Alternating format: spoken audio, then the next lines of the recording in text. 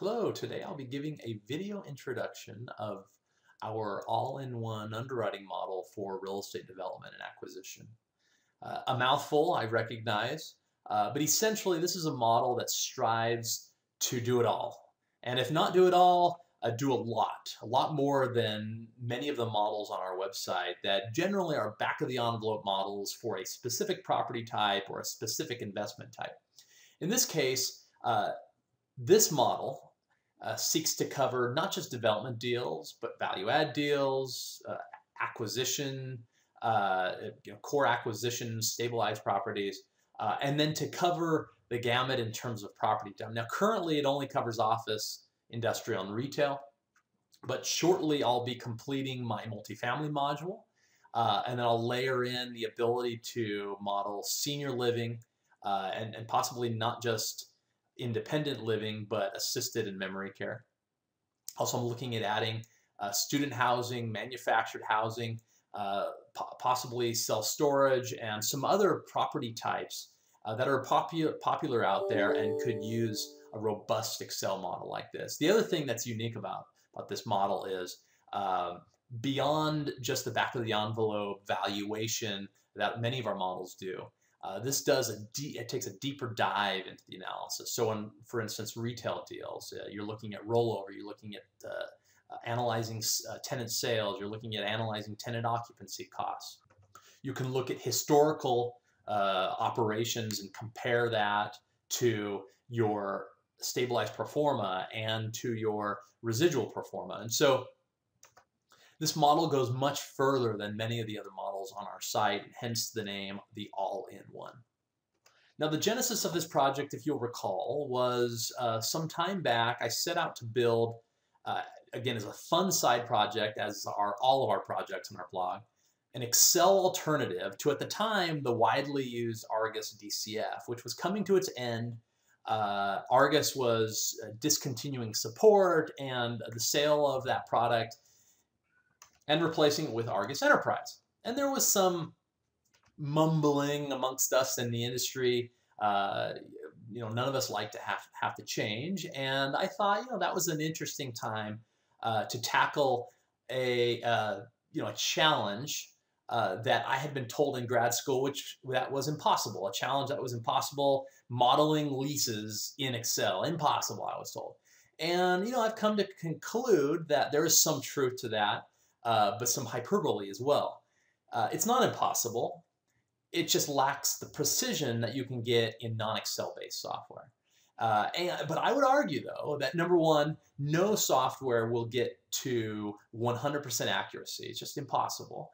Second off, I wonder, and I posit, that the precision that we think we're getting is really not there. Look, we're projecting future cash flows.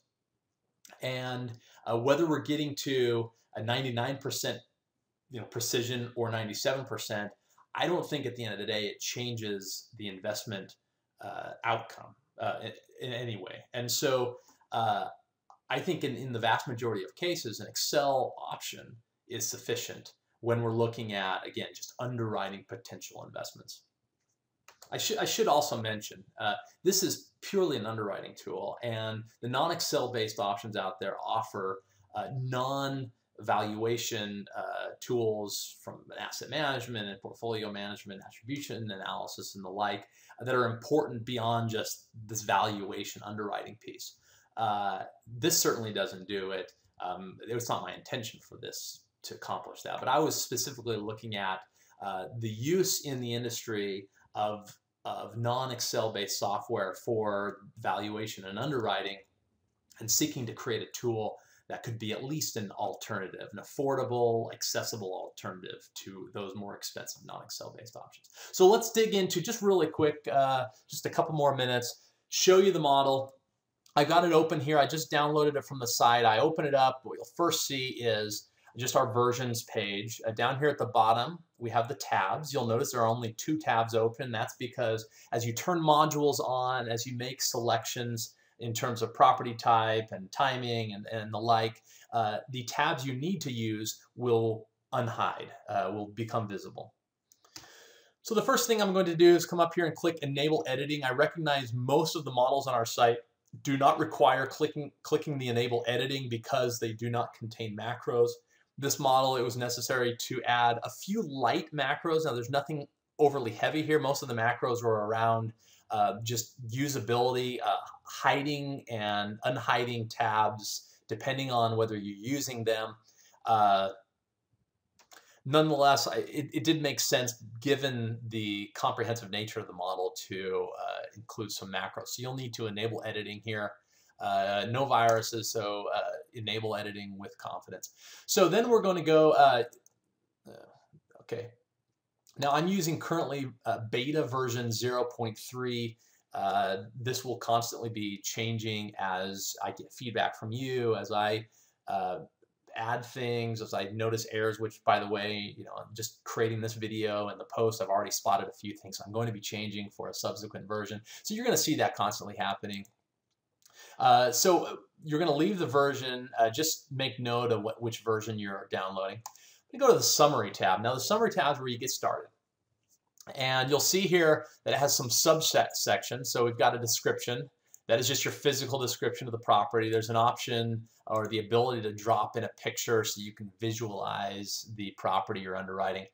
And then we have this section here, our includes modules and our navigation. This includes modules is going to grow. Right now, there's just 3 options. And 2 of them, by the way, are already black fonted cells. Those are output cells. Generally, don't change black fonted cells. Now you can, that's the beauty of Excel. This is your model. There's situations always where you're going to go in and you want to change around. That's what makes Excel not a black box in compared to the non-Excel based versions. Nonetheless, I changed these to black to let you know, hey, there's no capability of turning these on and off at this point. As I add additional property types, then this operation module will change to one of those property types, and it'll give you the ability to do a mixed use where you can turn on or off say retail, turn on multifamily, etc. But what I do want to do here, a blue font cell, the permanent financing module. So this is, are you going to be putting debt on this investment? In most cases, that's going to be yes. So this is a drop-down menu. We'll change that to yes. Then navigation, and this is just for ease, for just to be able, not having so many tabs open, more visually pleasing, less cumbersome to deal with when you have a lot of tabs open. And so for instance, when you're just getting started, you might leave your report tabs and your calculation tabs hidden and just simply open or unhide. So we click down and change this to show. Just show the operation tab. And now if you see down below, the only tabs that are revealed are the permanent debt, because we turned the permanent financing module on, and our operation section. And again, it just makes the spreadsheet clean, easy to work with. But for this introduction, I'm going to reveal all the tabs that are available in the model.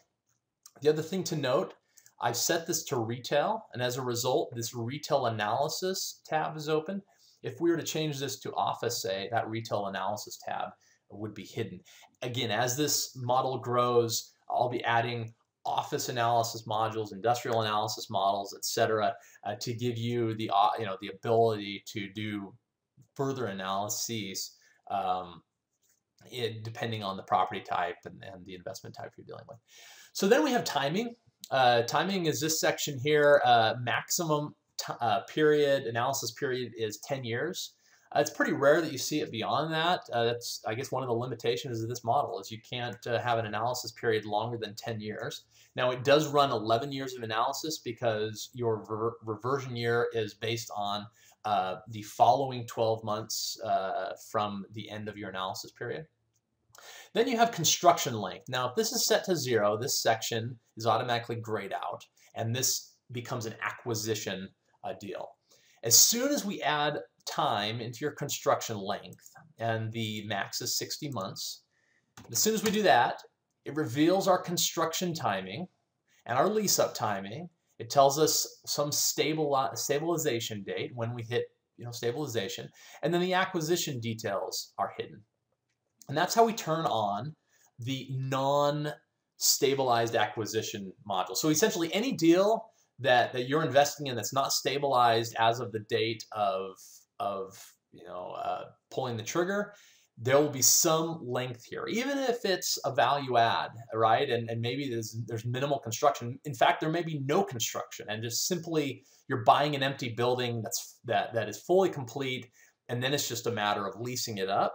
You still will have a construction length, and then in your budget section, you would have maybe lease up costs, you'd have the acquisition of the building itself in time zero, etc. For this, I'm going to leave it on so I can show you the development section. And then we have just some basic high-level return and risk metrics such as IRR, equity multiple, average free and clear or cash-on-cash return, debt coverage, debt yield. I've got a rollover schedule here. And then we have some sources and uses so we can see where the funds are coming from to cover the cost that we have associated with this.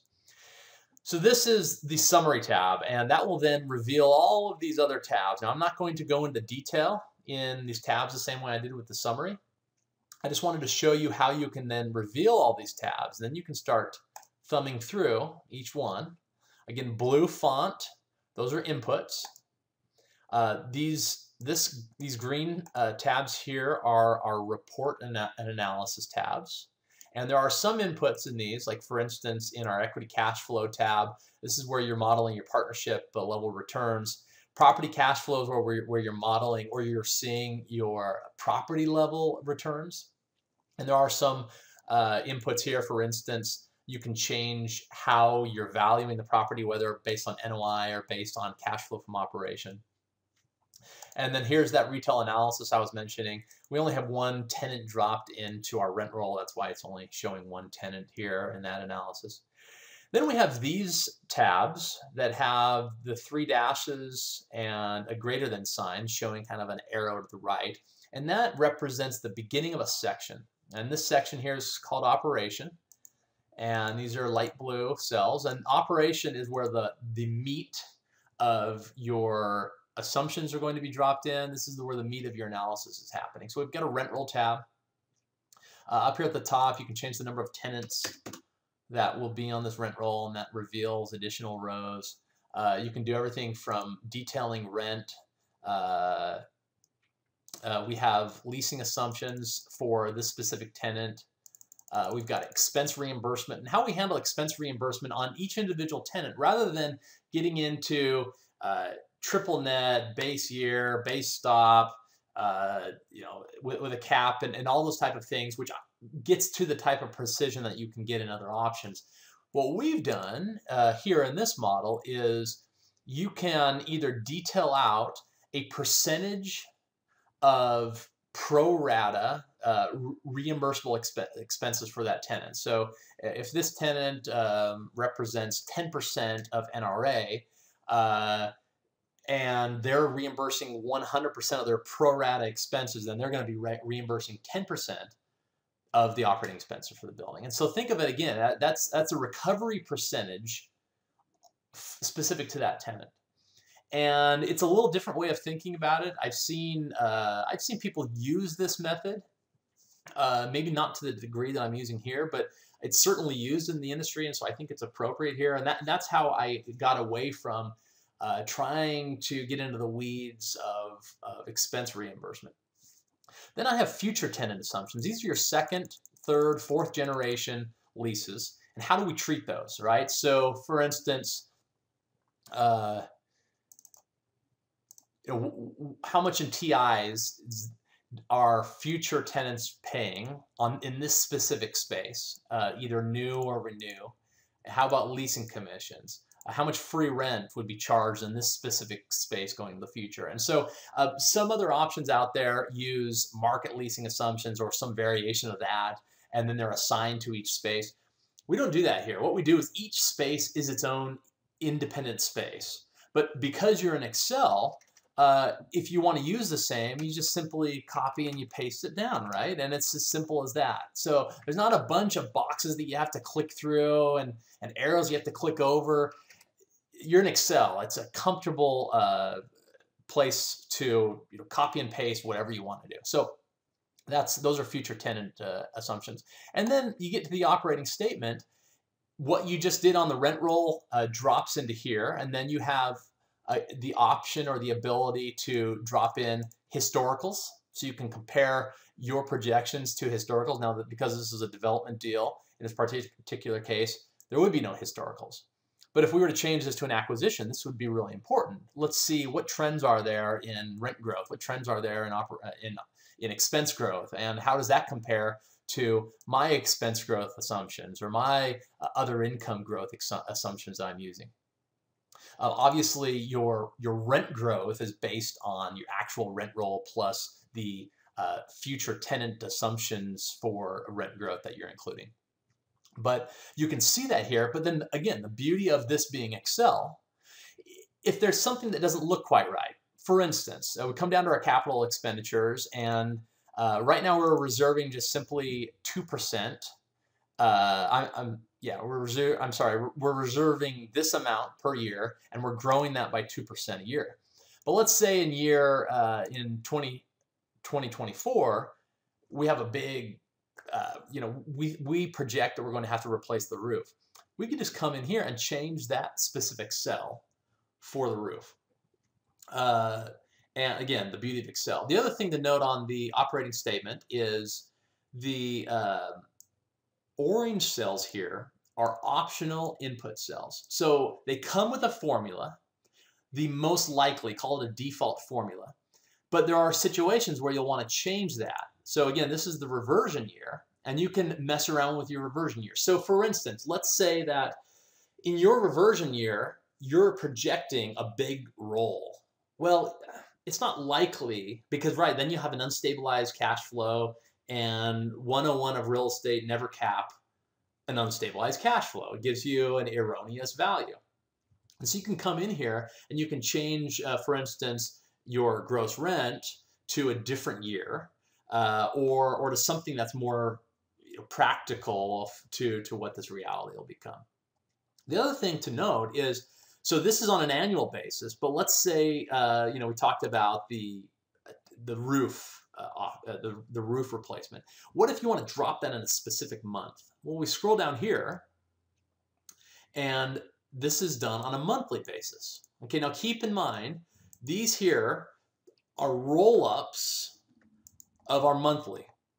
And so if you change it here, the monthly for this specific value no longer is relevant. And so my suggestion is any changes to a black cell you do up here, you do down in the monthly and let it roll up to the annual. But again, the beauty is you can come down here and you can see what's happening on a month-to-month basis on each one of these categories. And anything you want to change, you can change because it's Excel. So that's the operations section. And then we have the development section, sources and uses. Now this development section is a adaptation of my construction drawn interest calculation model. And I in my post, I link to a video where I describe how to use this. So I won't go into depth too much here, but essentially you have a sources and uses where so on the summary tab, we summarize sources and uses. This details sources and uses. This is also where we drop in our construction loan assumptions. It's also where we determine loan to value on our construction loan, how much equity versus how much debt are we going to need here, etc. It also has a budget, and again, we hit this too, and that reveals all these different budget sections. And you can change any of the items, the amounts. You can choose the forecast method, whether S-curve, whether linear. You can detail it out specifically by month, etc. You can change the steepness of the S-curve that's used. And you've got all sorts of categories. So you can really get detailed on your construction forecasting for your development. And then there's a Gantt chart, which just visualizes your project. Right now, all of it is really consistent because I haven't filled out any of the inputs. Finally, you'll notice down here below these gray tabs, and the formatting is pretty. This one's okay. These are your calculation tabs. On the summary tab, you can hide or unhide. I just leave these. Generally, I leave these hidden. So if you'll see, we come back to summary, calculation tabs. And I'm just going to change that to hide, and it hides those. But let me show them to you again.